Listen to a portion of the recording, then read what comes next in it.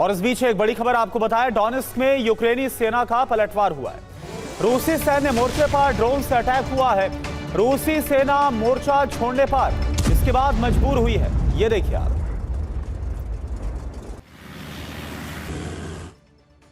तो रूस की ड्रोन घुसपैठ का विस्तार लगातार हो रहा है। अभी तक 13 देशों में रूसी ड्रोन घुसपैठ कर चुके हैं। हालात लगातार खराब हो रहे हैं। रूस नेटो में टकराव बढ़ता ही जा रहा है। फ्रांस, जर्मनी और ब्रिटेन मिलकर रूस को रोकने के लिए प्लान को तैयार कर रहे हैं। डेनमार्क की राजधानी कोपेनहेगन में एक बैठक की गई और इसमें यह तय किया गया कि अगर रूस ने ड्रोन घुसपैठ नहीं रोकी तो टकराव के लिए नेटो देश फ्रंटलाइन में आ जाएंगे, जिसकी कमान फ्रांस संभाल सकता है।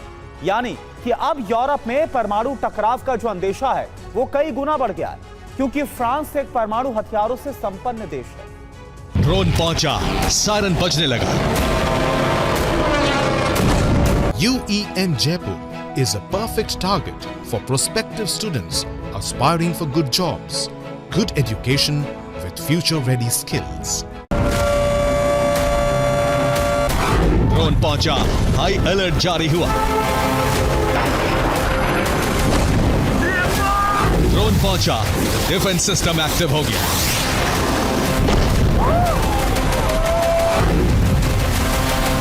ये ठीक वही पैटर्न है जिसका अंदाजा रूस को था, लेकिन वो रियल टाइम ट्रैकिंग के जरिए नेटो देशों की सुरक्षा जांचना चाहता है।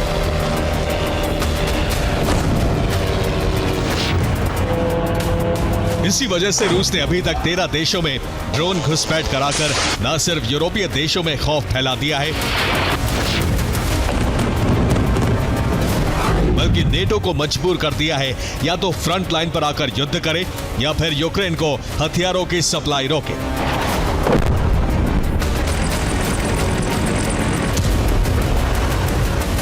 उत्तरी यूरोप के बाद पूर्वी यूरोपीय देशों में संदिग्ध ड्रोन पहुंचने से कोहराम मचा हुआ है। इमरजेंसी मीटिंग बुलाई गई।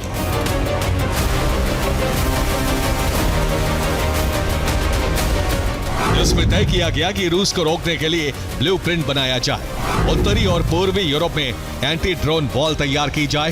टारगेटेड देशों में एंटी ड्रोन सिस्टम लगाए जाए। नेटो पूरे यूरोप में आर्टिकल 4 लागू करे। रूस के ड्रोन मार गिराने का आदेश जारी किया जाए।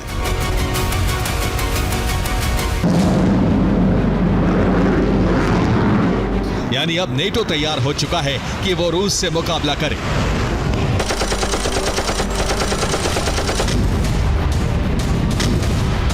इसका सीधा अर्थ है कि रूस से युद्ध कभी भी शुरू हो सकता है।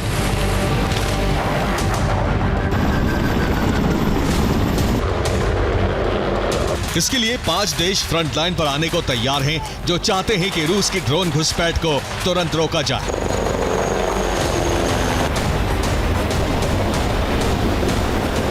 फिर चाहे इसके लिए अमेरिका से भी मदद मांगी जाए।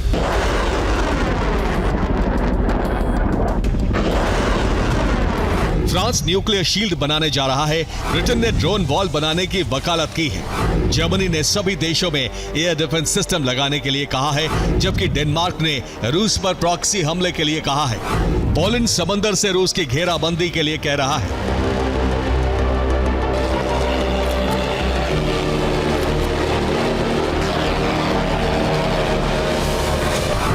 देश रूस के खिलाफ ऑपरेशन में एकजुट हो चुके हैं। इस गठबंधन की अगुवाई फ्रांस करना चाहता है।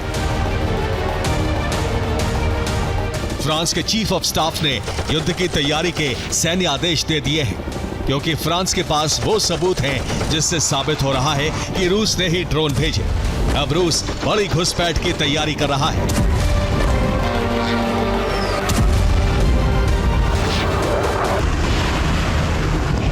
फ्रांस ने अपना एटमी कानून भी बदल दिया है, जिससे वो दूसरे यूरोपीय देशों की सुरक्षा के लिए परमाणु हथियारों का इस्तेमाल कर सकता है।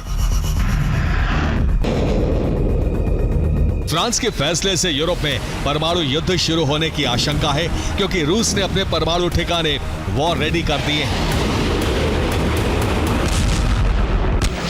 दूसरी तरफ ड्रोन घुसपैठ बढ़ाकर यूरोपीय देशों को उकसाने की तैयारी है। रूस के हमलों से बचने के लिए यूरोप में न्यूक्लियर शील्ड बनाई जा रही है और इसके लिए फ्रांस ब्लूप्रिंट बना रहा है। फ्रांस रूस पर हमले के लिए कई देशों में न्यूक्लियर बेस को भी तैयार कर रहा है और इसमें फ्रांस के परमाणु बम, न्यूक्लियर मिसाइल और फाइटर जेट राफेल शिफ्ट किए जाएंगे। जर्मनी में जेट भेजे जाएंगे। जर्मनी के बाद फ्रांस से पोलैंड, रोमानिया, मोल्दोवा में भी न्यूक्लियर हथियारों को शिफ्ट किया जाएगा। और इसके अलावा फिनलैंड और बाल्टिक देश एस्टोनिया में न्यूक्लियर बेस बनाया जाएगा। इन देशों में शुरुआत में 40 राफेल जेट तैनात किए जाएंगे, जो कि हाइपरसोनिक से लैस होंगे। राफेल न्यूक्लियर हमला करने में सक्षम है, इसलिए न्यूक्लियर बेस पर इसे लाया जाएगा।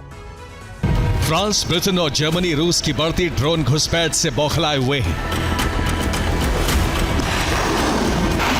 ये बौखलाहट कभी भी युद्ध में बदल सकती है। खतरा इस बात का भी है कि कहीं एटमी घमासान न आरंभ हो जाए। खरसों से खबर, यहां पर यूक्रेन का हमला हुआ है। हमले में रूस के 2 वाहन नष्ट हो गए। रूसी सेना का बुलडोजर भी जला। ये देखिए,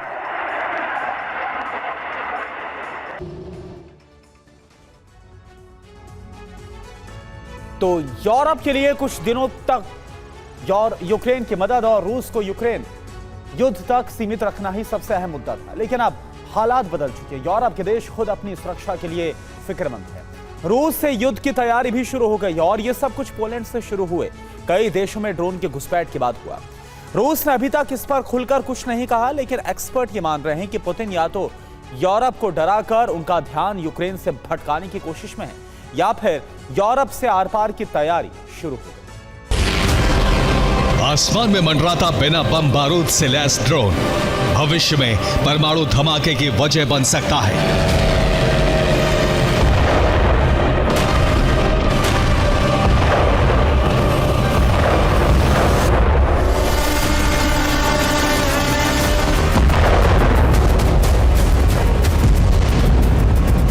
पिछले कुछ दिनों से ड्रोन सिर्फ रूस या यूक्रेन में धमाके की वजह नहीं बन रहा।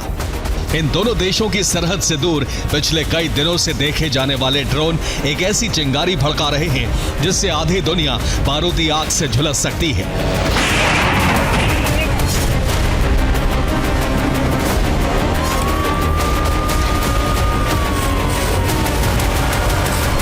लिस्ट बहुत लंबी होती जा रही है। यूरोप के कई देश अज्ञात ड्रोन की घुसपैठ से सचेत हैं। रूस खामोश है, लेकिन यूरोप यही मान रहा है कि ये सब रूस के मिशन यूरोप का हिस्सा है। लेटेस्ट खबर यह है कि जर्मनी में फिर ड्रोन से रेकी की गई। नीदरलैंड्स में भी ड्रोन की घुसपैठ हुई। ड्रोन से जासूसी करवाने का शक है। ड्रोन की घुसपैठ के सिलसिले ने यूरोप को यकीन दिला दिया है कि एक बड़े युद्ध की शुरुआत होने वाली है। तैयारी फिलहाल ड्रोन को गिराने की चल रही है, लेकिन अब यूरोप के देश महाजंग की तैयारी में जुट चुके हैं।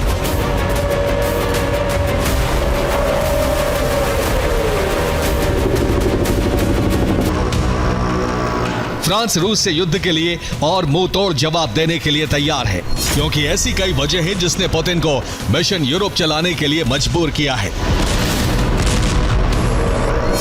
रूस में कई रिफाइनरी जल गई, गैस स्टेशन जले और रूस को तेल की किल्लत से जूझने के लिए यूक्रेन ने मजबूर कर दिया।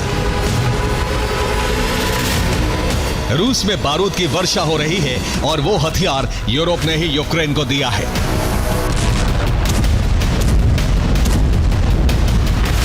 अब सवाल है कि क्या रूस यूरोप से इसका बदला नहीं लेगा?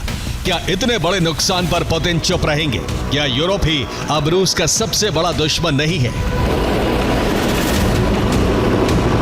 यूरोप इन सवालों के जवाब बखूबी जानता है, इसलिए जर्मनी हो या फ्रांस, नेटो की सेना एक बड़े युद्ध की तैयारी में जुट चुकी है। युद्ध की चिंगारी भड़क ही नहीं रही, बल्कि झड़प शुरू भी हो चुकी है।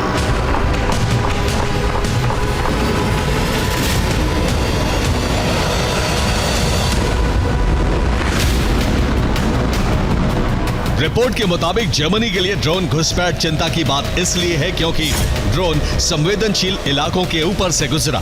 कई अहम ठिकानों की तस्वीर लिए जाने का शक। जर्मनी की नौसेना ठिकानों की जासूसी की गई।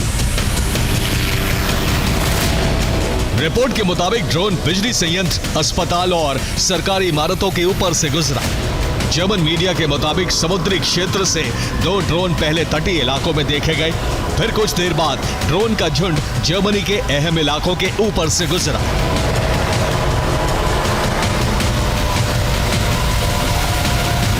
जर्मनी के अहम इलाकों की ड्रोन से रेकी की गई। रिपोर्ट्स के मुताबिक जर्मनी के सचिव हॉलस्टाइन शहर के ऊपर ड्रोन देखा गया। जर्मनी के शहर में ड्रोन चक्कर लगाता रहा। अज्ञात ड्रोन की उड़ान से हड़कंप मचा, लेकिन कुछ देर बाद ड्रोन वापस लौट गया। इसके अलावा कई अहम ठिकानों के ऊपर से ड्रोन गुजरा है।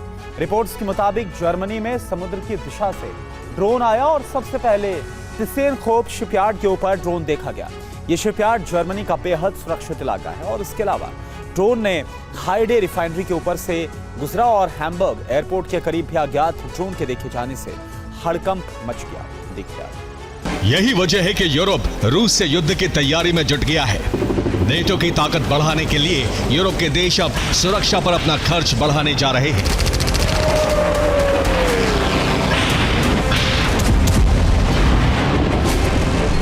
पहले नेटो को लेकर सबसे अधिक खर्च अमेरिका कर रहा था, लेकिन अब छोटे छोटे देश भी अपना योगदान बढ़ा रहे हैं। पुतिन को लग रहा है कि यूरोप की वजह से ही युद्ध विराम नहीं हो रहा है और रूस यूक्रेन के जिन इलाकों पर कब्जा चाहता है वो मिशन पूरा नहीं हो रहा। इसलिए माना जा रहा है कि यूक्रेन को कमजोर करने के लिए रूस से यूरोप को भी किसी मोर्चे पर युद्ध में उलझाया जा सकता है।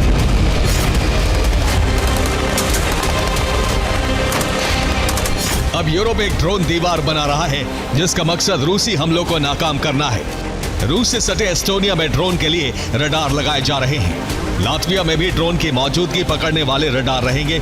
लिथुआनिया में भी चौकसी बढ़ेगी और तीनों देशों में अर्ली वार्निंग सिस्टम तैनात होंगे। इसके अलावा फिनलैंड में भी ऐसी ही व्यवस्था करने का प्लान है। स्वीडन में भी कई रडार लगाने जा रहे हैं। नॉर्वे में भी अर्ली वार्निंग सिस्टम तैनात रहेंगे। इसके अलावा ड्रोन गिराने के लिए एयर डिफेंस भी तैनात रहेंगे। Estonia, Latvia, Lithuania, Finland, Sweden, Norway, हर जगह ऐसी मुस्तैदी होगी कि रूस के ड्रोन हमले को आगे न बढ़ने दिया जाए और यूरोप के तमाम देश सुरक्षित रहें। फिनलैंड से रूस का क्रोध बढ़ाने वाली एक और खबर आई है। रूस सीमा पर एस्टोनिया नार्वा में एक बेस बनाने जा रहा है। बेस पर हर वक्त 200 सैनिकों की तैनाती रहेगी। इसके अलावा हथियार भी जमा रहेंगे। नीदरलैंड्स में भी अब रूस से निपटने की तैयारी शुरू हो गई है, क्योंकि यहां एयरपोर्ट के ऊपर अज्ञात ड्रोन से हड़कंप मचा। नॉर्वे में भी ड्रोन से दहशत मची है। ड्रोन नॉर्वे के ब्रियोनेसुंड एयरपोर्ट के ऊपर देखा गया। यहां पर 2 बार लगातार ड्रोन देखे गए। एयरपोर्ट के पास 30 सितंबर को ड्रोन देखा गया था। ड्रोन की वजह से एयरपोर्ट को बंद करना पड़ा, उड़ानों को डाइवर्ट किया गया। देखिए, रूस का ड्रोन जर्मनी में संसद के मुख्यालय के ऊपर से भी गुजरा। इसलिए इस मामले की हाई लेवल जांच शुरू हो चुकी है। रूस की तरफ से खामोशी है, लेकिन फ्रांस और जर्मनी को एहसास हो चुका है कि अब महाजंग करीब है। हालांकि वॉर एक्सपर्ट मान रहे हैं कि रूस यूरोप को युद्ध के माहौल में उलझाना चाहता है ताकि यूक्रेन यूरोप की प्राथमिकता न रहे और यूक्रेन में कब्जे का मिशन आगे बढ़ सके। एक्सपर्ट मान रहे हैं कि रूस यूरोप को डरा रहा है ताकि यूरोप अपनी सुरक्षा के उपाय करे और यूक्रेन को मिल रही मदद पर विराम लग सके। माना जा रहा है कि बाल्टिक क्षेत्र में यूरोप को उकसाने वाले और एक्शन हो सकते हैं। Bureau report, TV9 Bharatvarsh. रूस यूक्रेन की जंग क्या ग्लोबल न्यूक्लियर तबाही का कारण बनने की तरफ बढ़ रही है, क्योंकि IAEA यानी कि अंतर्राष्ट्रीय परमाणु ऊर्जा एजेंसी ने कहा कि Zaporizhzhia nuclear power plant radiation विस्फोट के कगार पर पहुंच गया है। और खतरा सिर्फ इतना ही नहीं है, बल्कि तबाह हो चुके चेर्नोबिल न्यूक्लियर प्लांट से भी रेडिएशन फैल सकता है। यूक्रेन इस खतरे का आरोप रूस पर मढ़ रहा है और रूस इसके लिए यूक्रेन को दोषी ठहरा रहा है। इस रिपोर्ट में आप विस्तार से जानिए पूरा मसला आखिर है क्या। धरती पर पहली बार ऐसा हो रहा है कि बीते 3 साल से कोई परमाणु रिएक्टर बारूद से घिरा हुआ है। ज़ैपोरिज़िया न्यूक्लियर पावर प्लांट के चारों ओर रूस और यूक्रेन की जंग जारी है।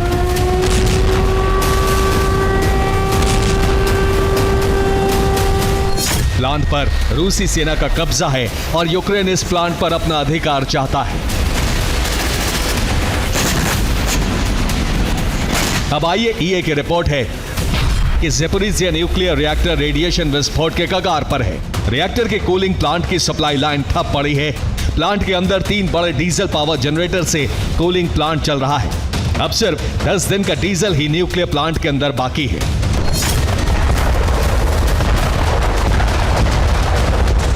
यूक्रेन ने कहा है कि यूरोप पर मंडराते इस खतरे के लिए रूस जिम्मेदार है और रूस ने इसके आरोप यूक्रेन के सिर मढ़े हैं। लेकिन रिपोर्ट यह है कि 23 सितंबर 2025 को ज़ेपोरिज़िया न्यूक्लियर पावर प्लांट की अंतिम बिजली सप्लाई लाइन ठप हो गई। शाम 4:56 पर ज़ेपोरिज़िया प्लांट की बिजली कटी। युद्ध शुरू होने के बाद ज़ेपोरिज़िया में 10वीं बार ब्लैकआउट हुआ है।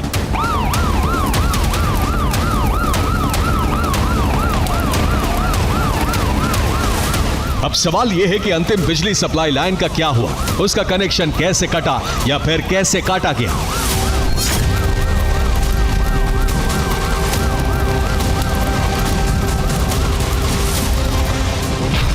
2022 में ज़ेपोरिज़िया से कीव जाने वाली बिजली लाइन काट दी गई। 7 मई 2025 को ज़ेपोरिज़िया से नीप्रो जाने वाली बिजली सप्लाई लाइन काट दी गई। ये दोनों लाइनें प्लांट के अंदर से काटी गई थी, लेकिन 23 सितंबर को अंतिम सप्लाई लाइन काट दी गई, जो प्लांट के बाहर से अंदर बिजली सप्लाई कर रही थी। रूस ने इस लाइन को काटने का आरोप यूक्रेन पर लगाया है। इसके साथ ही कहा है कि यूक्रेन बिजली सप्लाई लाइन की मरम्मत में बाधा पैदा कर रहा है।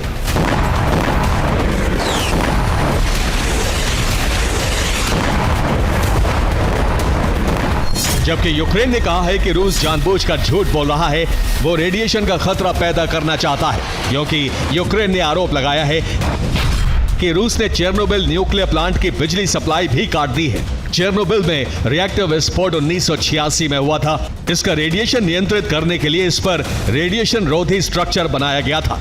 अब यूक्रेन के मुताबिक रूस ने इसकी बिजली आपूर्ति भी ठप कर दी है, जिससे रेडिएशन लीक होने का खतरा बढ़ गया है।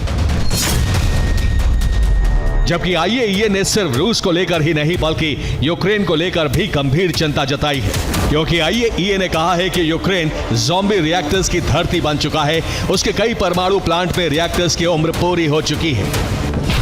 यूक्रेन में सोवियत दौर में 15 न्यूक्लियर रिएक्टर बनाए गए थे।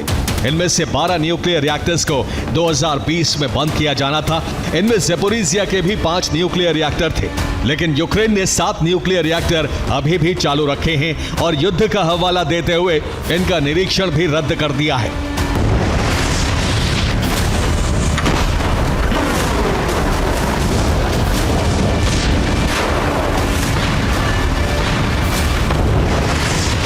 अब संकट बढ़ता जा रहा है, क्योंकि ज़ेपोरिज़िया के बाद चेर्नोबिल का रेडिएशन रोधी ढांचा भी खतरे के मुहाने पर है।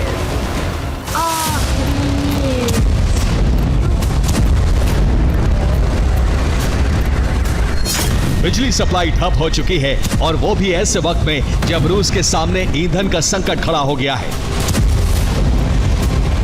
रूस के सीमाई इलाकों में तेल की इतनी कमी है कि फ्यूल स्टेशन पर लंबी कतारें लगी हैं। लोग घंटों तक पेट्रोल डीजल के लिए इंतजार कर रहे हैं। क्रीमिया में प्रति व्यक्ति तेल का कोटा तय कर दिया गया है। अब क्रीमिया में एक दिन में एक व्यक्ति को 20 लीटर से ज्यादा पेट्रोल या डीजल नहीं मिलेगा।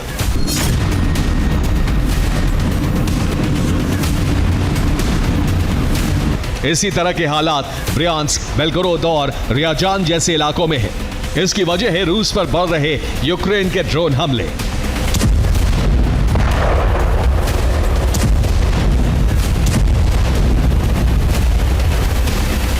रूस की तेल कंपनियों का दावा है कि रूस की तेल उत्पादन क्षमता 38% तक घट चुकी है। यूक्रेन ने 1 अक्टूबर को फिर रोस्टोव के ऑयल पंपिंग स्टेशन पर हमले किए। इससे कई रिफाइनरियों को कच्चे तेल की सप्लाई बंद हो गई है। रिफाइनरियों की क्षमता पहले ही 38% घट चुकी है। ऐसे में रूस के सामने कच्चे तेल और रिफाइन किए गए पेट्रोल और डीजल का संकट खड़ा हो गया है। रिपोर्ट है कि अगस्त और सितंबर के महीने में रूस के तेल ठिकानों पर यूक्रेन ने ताबड़तोड़ हमले किए हैं।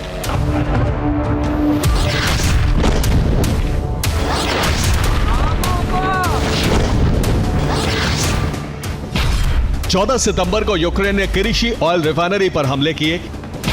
13 सितंबर को यूक्रेन के ड्रोन रूस की नोवो उफा ऑयल रिफाइनरी पर गिरे। 7 सितंबर को यूक्रेन की ड्रोन फोर्सेस ने रूस की इलिस्की ऑयल रिफाइनरी को टारगेट किया। 8 सितंबर को रियाजान ऑयल रिफाइनरी पर ड्रोन हमले किए गए। 28 अगस्त को यूक्रेन ने एक साथ 2 रिफाइनरियों सिजरान और क्रास्नोदर ऑयल रिफाइनरी पर ड्रोन हमले किए। इससे 3 दिन पहले 24 अगस्त को यूक्रेन ने एफएपीएसकी ऑयल रिफाइनरी और कोई बिशेफ ऑयल रिफाइनरी पर एक साथ ड्रोन हमले किए।